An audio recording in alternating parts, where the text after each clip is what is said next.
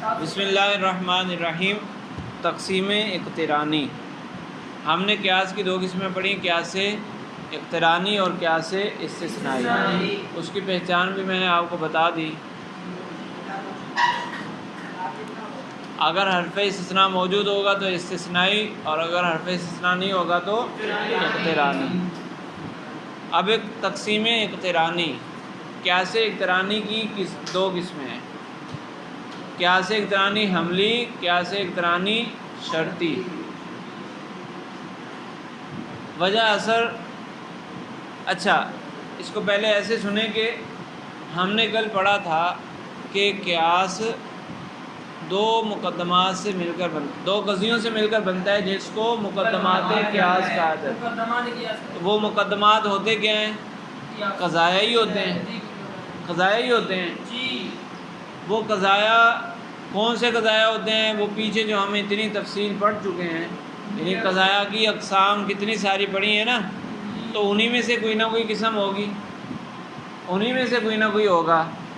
تو اسی اعتبار سے پھر قیاس اقترانی کی دو قسمیں بنتی ہیں کہ قیاس اقترانی کے اندر جو دو قضیے ذکر کیے جائیں گے وہ پچھلی اقسام میں سے کون سی قسم سے تعلق رکھتے ہیں۔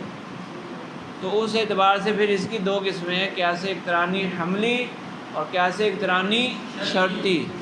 قضیہ کی ہم نے بڑی دو قسمیں پڑھی تھی، قیاس حملی اور قضیہ حملیہ، قضیہ شرطیہ۔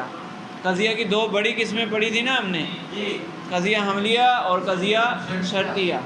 تو اگر قیاس کے دونوں مقدمات، قیاس کے دونوں مقدمات یعنی دونوں قضایا یا تو حملیہ ہوں گے یا شرطیہ ہوں گے یا مکس ہوں گے، ایک حملیہ ایک شرطیہ، یہی تین صورتیں ہو سکتی ہیں، اس کے علاوہ کوئی اور صورت ہو سکتی ہے؟ یا تو دونوں قضیے حملیہ ہوں گے یا دونوں شرطیہ ہوں گے یا ایک حملیہ ایک شرطیہ، تو تین صورتیں بنتی ہیں۔ اگر صرف حملیہ ہوں گے، دونوں قضیے یعنی حملیہ ہوں، قیاس کے دونوں قضیے حملیہ ہوں تو وہ قیاس اقترانی حملی، اور اگر دونوں شرطیاں ہیں یا دونوں میں سے کوئی ایک شرطی ہے تو پھر قیاس اقترانی شرطی۔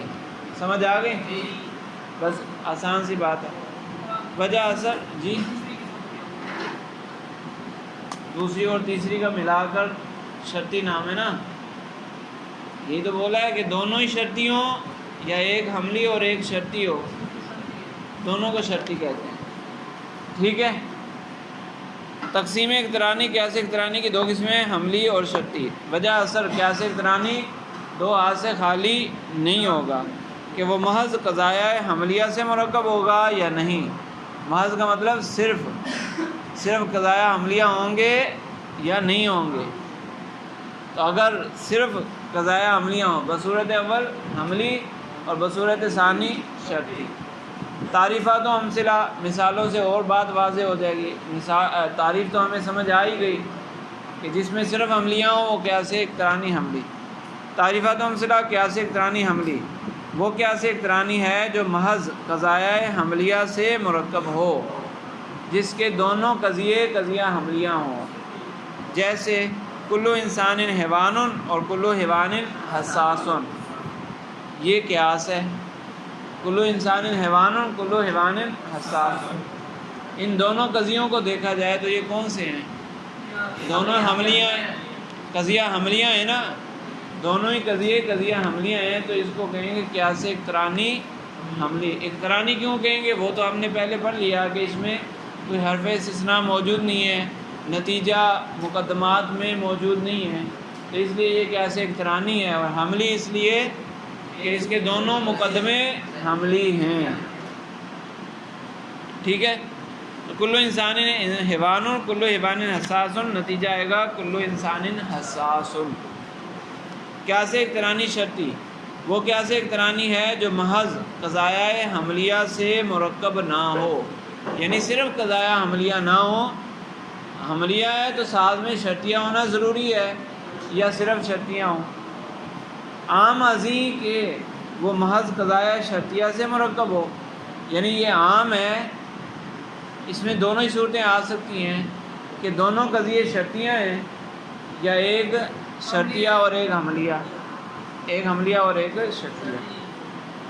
عام ازیں کہ وہ محض قضایہ شرطیہ سے مرکب ہو یا حملیہ اور شرطیہ دونوں سے مرکب ہو، ٹھیک ہے، دونوں پائے جائیں گے یا صرف شرطیہ پائے جائیں گے تو وہ قیاس اقترانی شرطی ہو جائے گا۔ مثال، اگر محض شرطیات سے مرکب ہو تو اس کی مثال، یعنی دونوں قضیہ شرطیہ ہوں، اس کی مثال کلما کانا زید انسانا کانا حیوانا، کلما کانا زید انسانا کانا حیوانا یہ ایک قضیہ ہے، اور کلما کانا حیوانا کانا جسمن یہ دوسرا قضیہ ہے۔ کلما کانا زید حیوانا کانا زید جسمن، یہ ہوا ضمیر بار بار نکلے گی جو زید کی طرف لوٹے گی، تو کلما کانا حیوانا کانا جسمن یہ دوسرا قضیہ ہے۔ ان دونوں قضیوں کو الگ الگ دیکھو تو یہ دونوں کون سے ہیں؟ قضیہ شرطیہ۔ یہ دو قضیوں کو الگ الگ دیکھو تو یہ قضیہ شرطیہ ہیں۔ قضیہ شرطیہ اور حملیہ کی تعریف تو ہم نے شروع میں پڑھ لی، تو اس تعریف کے مطابق یہ دونوں قضیہ شرطیہ ہیں۔ جب یہ دونوں قضیہ شرطیہ ہیں تو اس قیاس کو قیاس اقترانی شرطی کہیں گے۔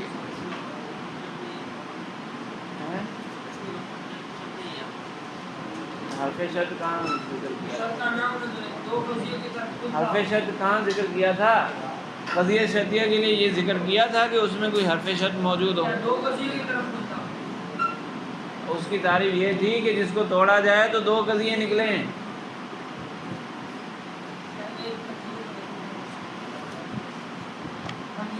ہاں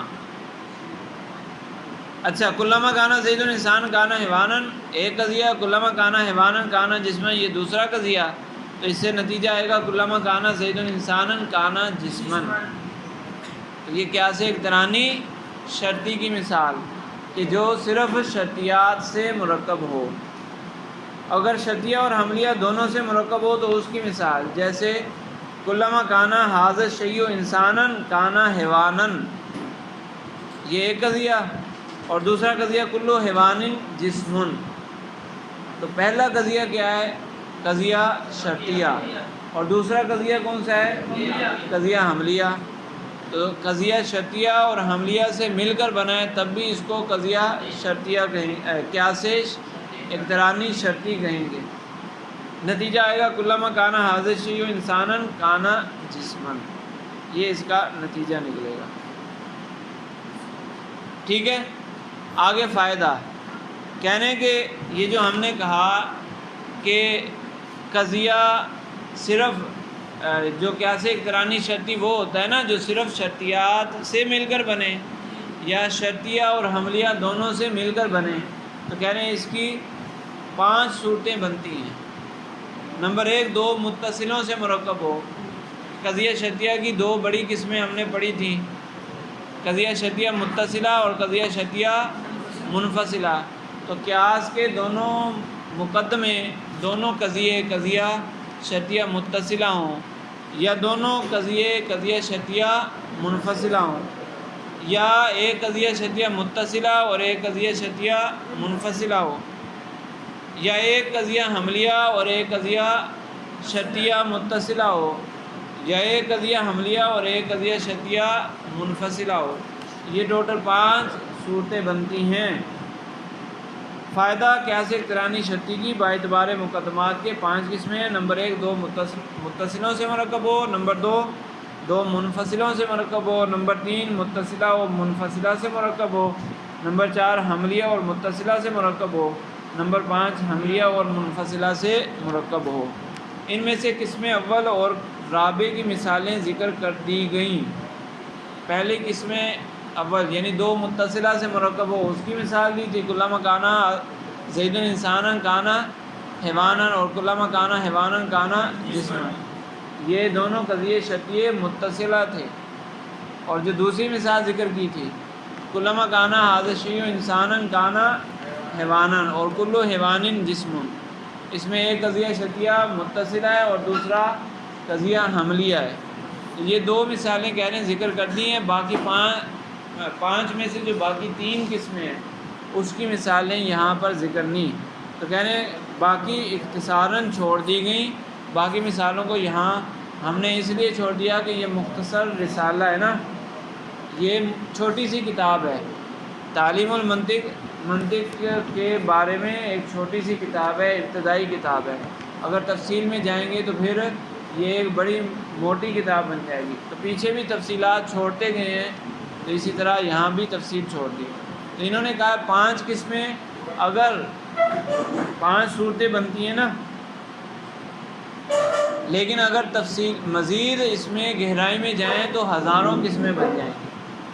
کیونکہ قضیہ حملیہ کی ہم نے کتنی ساری قسمیں پڑھی ہیں، اسی طرح قضیہ شرطیہ کی کتنی ساری قسمیں پڑھی ہیں.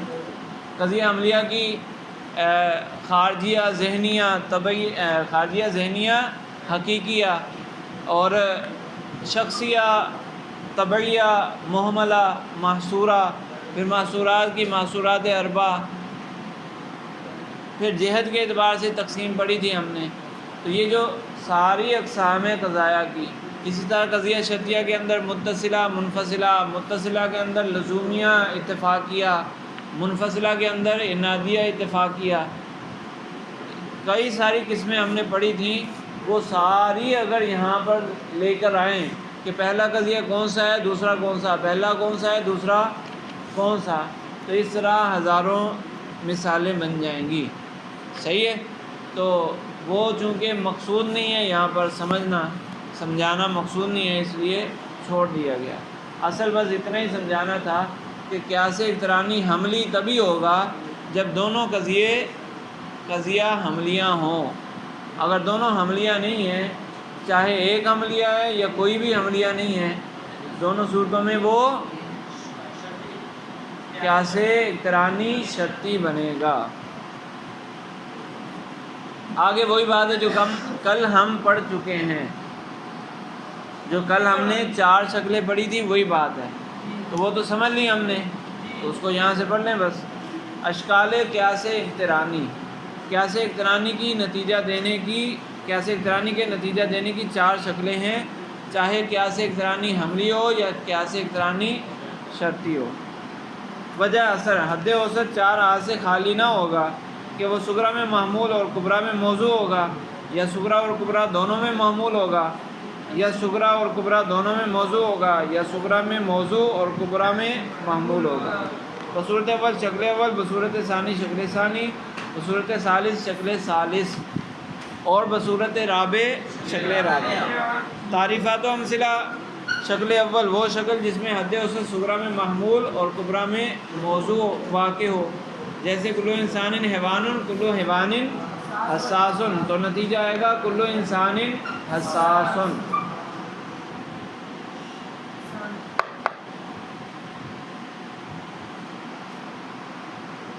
شکل ثانی وہ شکل جس میں حد اوسط صغریٰ اور کبریٰ دونوں میں محمول واقع ہو، جیسے کلو انسان حیوان اور لا شیء من الجماد بحیوان. اب اس کو دیکھیں غور سے، جماد پتھر، اس کو غور سے دیکھیں تو اس میں حد اوسط کیا ہے؟ حیوان. حد اوسط وہ ہوتی ہے نا جو ڈبل ہو، دونوں میں موجود ہو، وہ حد اوسط ہوتی ہے. تو وہ کہاں موجود ہے؟ صغریٰ میں بھی معمول اور کبریٰ میں بھی معمول کی جگہ. تو نتیجہ آئے گا لا شیء من الانسانی بجماد. جماد کا سلب ہے انسان کے ہر فرد سے، جماد ہونے کا سلب ہے، بے جان ہونے کا سلب ہے انسان کے ہر فرد سے. بے جان پتھر وغیرہ جو ہوتے ہیں نا وہ اس میں شامل ہوتے ہیں. اچھا، شکل ثالث وہ شکل جس میں حد اوسط صغریٰ اور کبریٰ دونوں میں موضوع واقع ہو، یعنی دونوں میں موضوع کی جگہ ہو.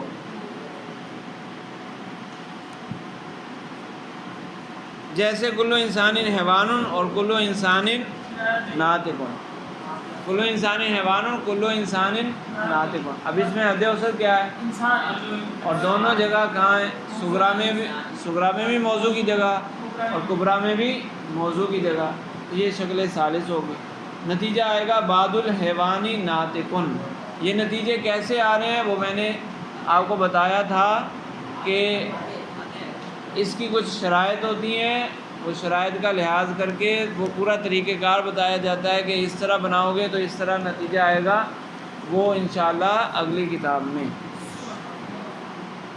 شکل رابع وہ شکل جس میں حد اوسط صغریٰ میں موضوع اور کبریٰ میں محمول واقع ہو، جیسے کلو انسان حیوان اور کلو ناطق انسان.